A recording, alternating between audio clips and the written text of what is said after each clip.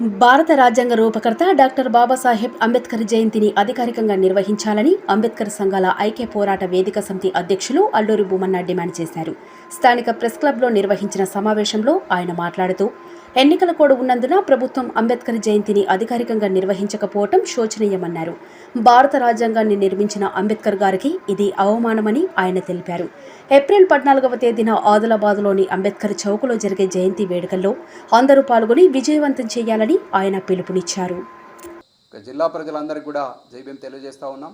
మరి అంబేద్కర్ సంఘాల ఐక్య పోరాట సమితి ఆధ్వర్యంలో మరి ఆదివారం 14వ తారీఖు మరి ప్రపంచ మేధావి, ప్రపంచ జ్ఞాని, మరి ఐక్యరాజ్య సమితి కూడా ఒక మేధావిగా గుర్తించినటువంటి బాబాసాహెబ్ అంబేద్కర్ యొక్క జయంతిని పురస్కరించుకొని సంఘం ఆధ్వర్యంలో చాలా పెద్ద ఎత్తున నిర్వహించాలని చెప్పేసి నిర్ణయించడం జరిగింది. మిత్రులారా, మరి ఈ సభా సమావేశానికి అందరూ కూడా రాజకీయాలకు అతీతంగా మరి ప్రజలందరూ కూడా విచ్చేసి, జిల్లా వ్యాప్తంగా ప్రజలందరూ విచ్చేసి, ఆయా కుల సంఘాలు పెద్దలు అందరూ కూడా రాజకీయాలకు అతీతంగా నిర్వహిస్తున్నాం కాబట్టి పెద్ద మొత్తంలో మరి ఈ సమావేశానికి విచ్చేసి మరి బాబాసాహెబ్ యొక్క జయంతిని మరి దిగ్విజయం చేయాలని చెప్పేసి మరి సమితి ఆధ్వర్యంలో అందరికీ విజ్ఞప్తి చేస్తూ ఉన్నాం. మిత్రులారా, మరి ఏదైతే కోడ్ ఉందో ఎన్నికల కోడ్ సందర్భంగా మరి ప్రభుత్వము అధికారికంగా నిర్వహించకపోవడం అనేది ఒక దురదృష్టము.